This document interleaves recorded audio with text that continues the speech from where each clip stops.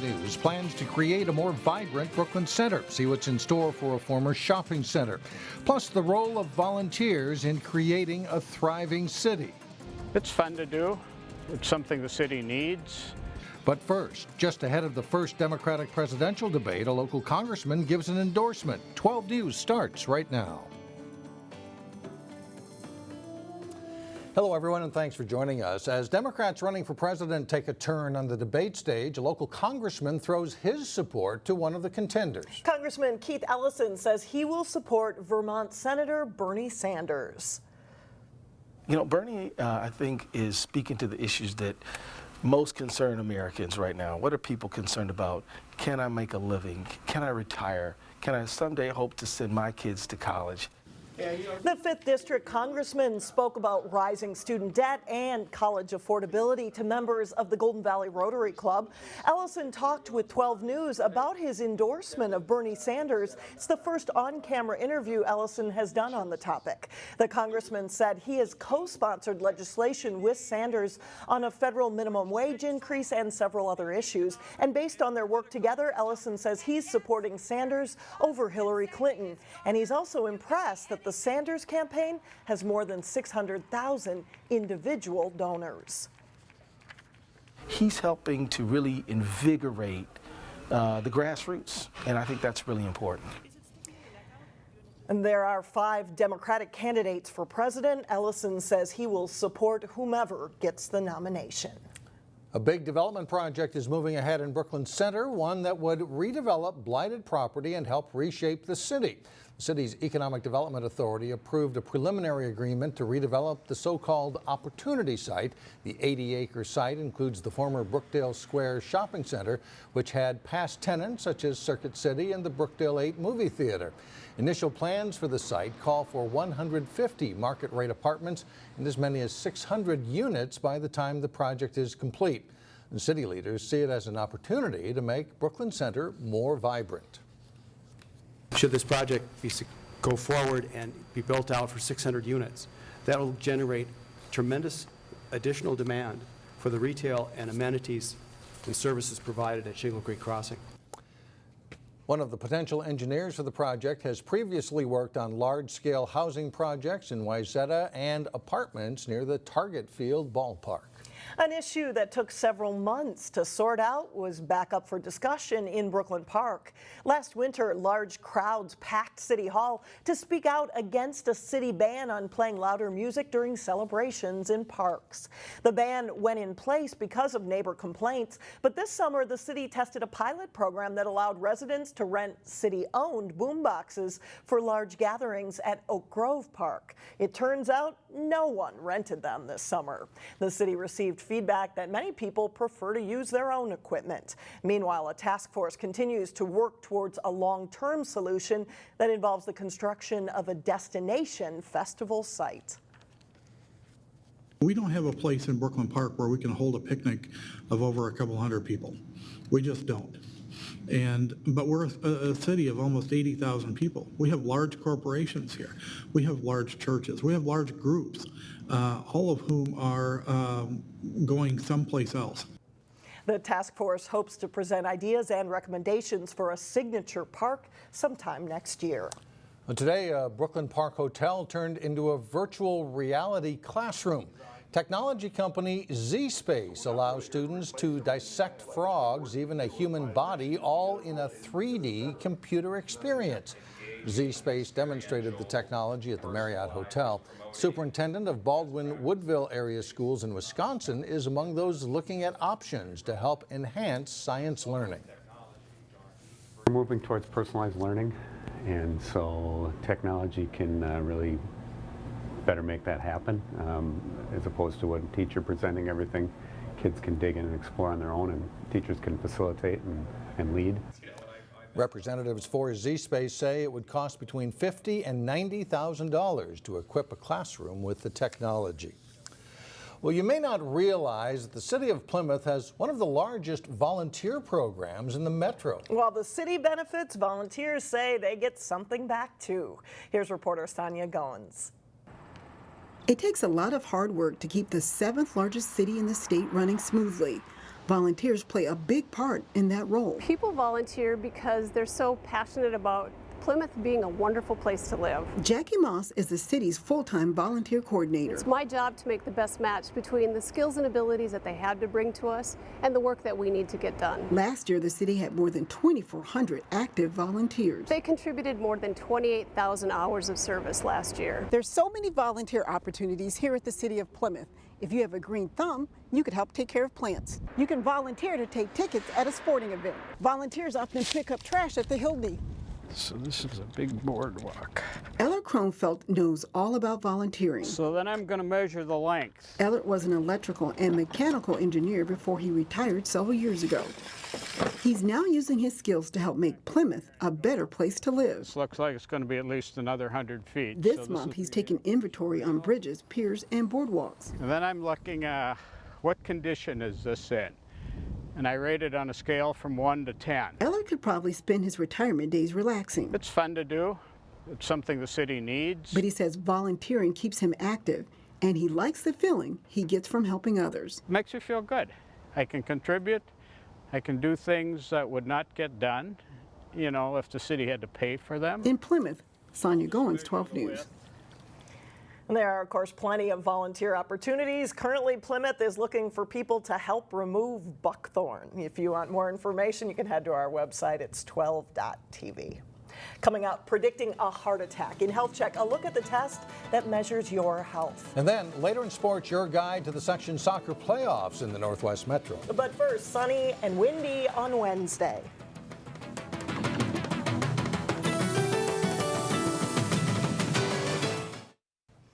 Is medical technology that can reveal your risk of having a heart attack. And you can find out with a fairly inexpensive and quick medical procedure. In today's Health Check, Dwayne Cleveland explores the benefits of a heart scan.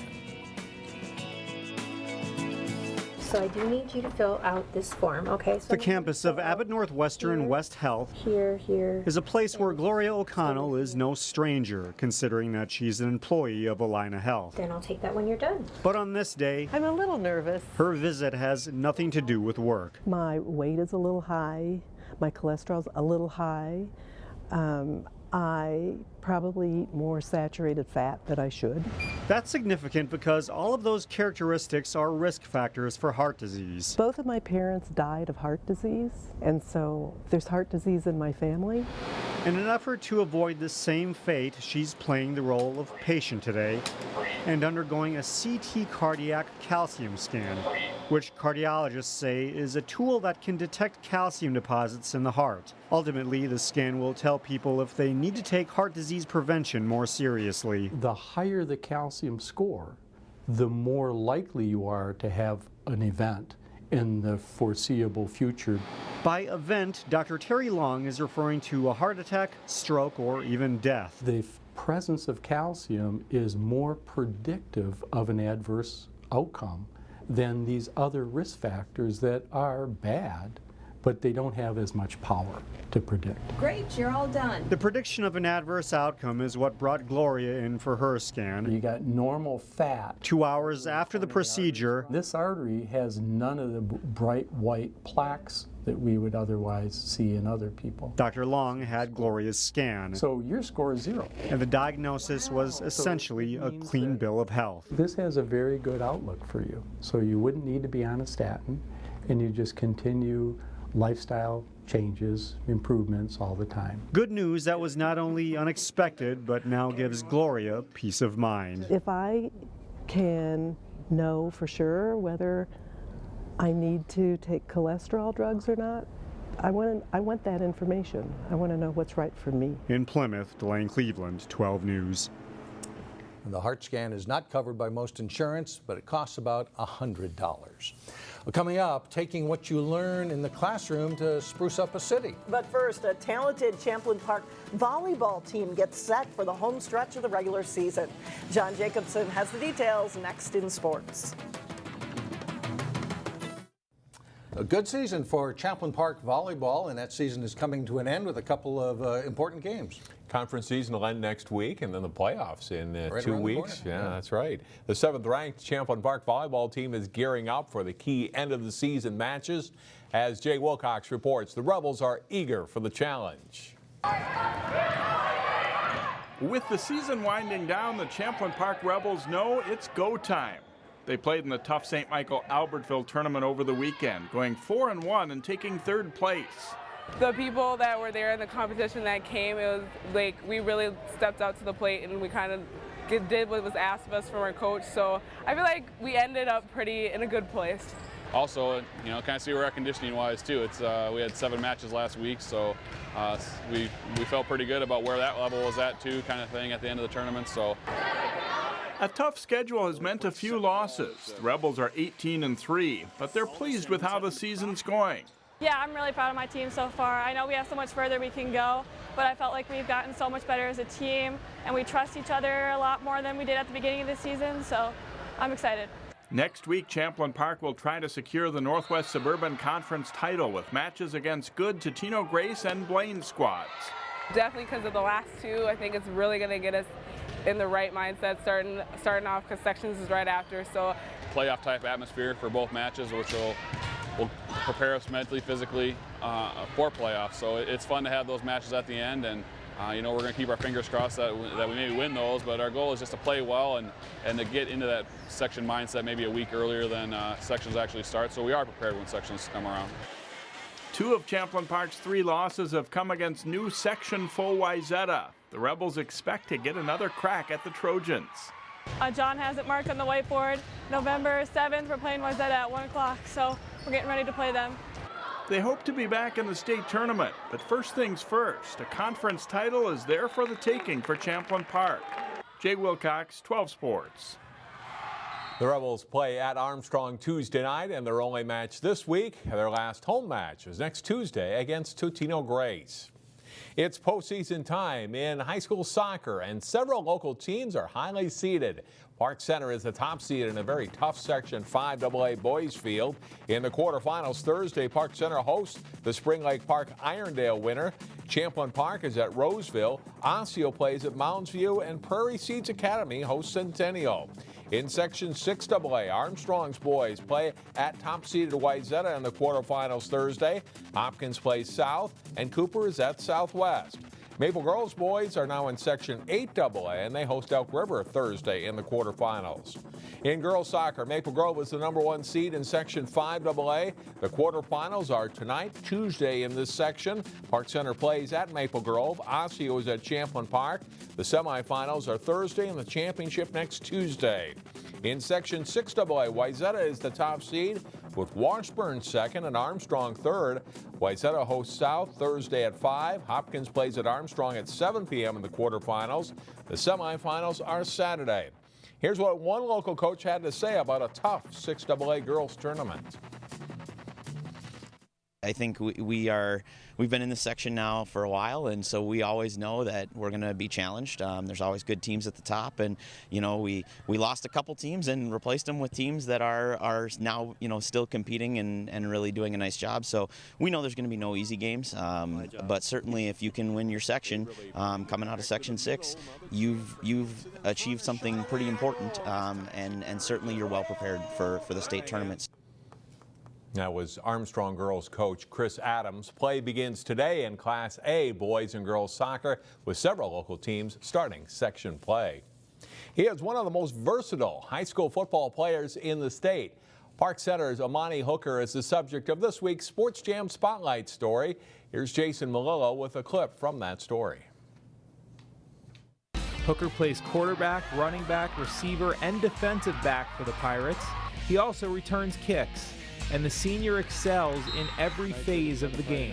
My dad always stressed being aggressive and physical and just knowing the game. So I guess when I was younger, I always wanted to play every position. Like my 6th grade year when I played up, I played right guard.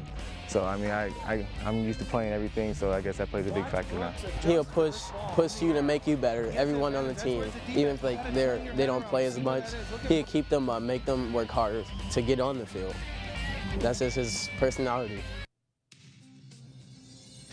You can see the rest of that story and more this week on Sports Jam. It airs through Wednesday at 3:30, 6:30, 9:30 p.m. on Channel 12 and 12.tv. Starting Wednesday at 4 on 12 News, highlights from the first round of some of those section soccer matches. All right, thanks a lot, John. Now to two more candidates running for Hopkins School Board. Both are incumbents running for re-election. Chris Newcomer and Stephen Adams are finishing their first terms after being elected in 2011. Hi, my name is Steve Adams, and I'm a candidate for re-election to the Hopkins School Board. I've lived in the district for 30 years. We moved into the district specifically so our kids could attend the award-winning Hopkins schools.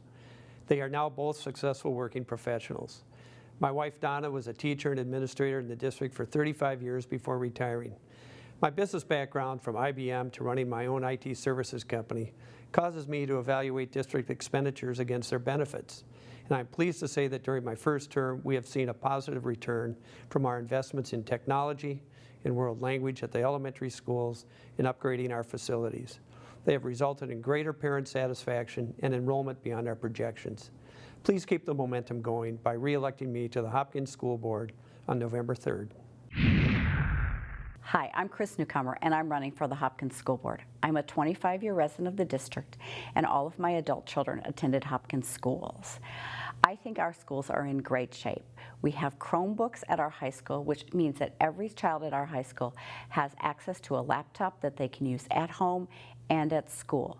We've instituted International Baccalaureate in our junior high, a rigorous global education.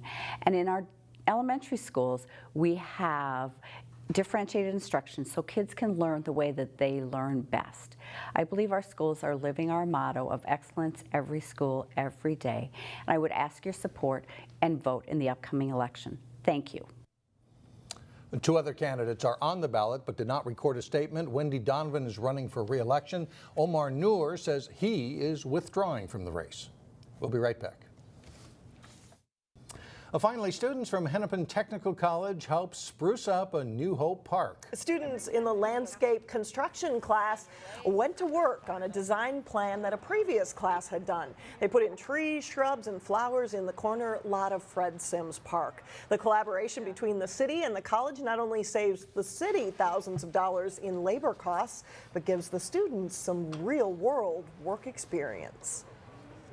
They have fun. I mean, it's fun to be out here. We've interacted with the neighborhood, be it homeowners walking by. We'll engage our students in conversation, and it's just a good way to kind of expose Hennepin Technical College to the community and our students to doing real work for real clients and in the real environment.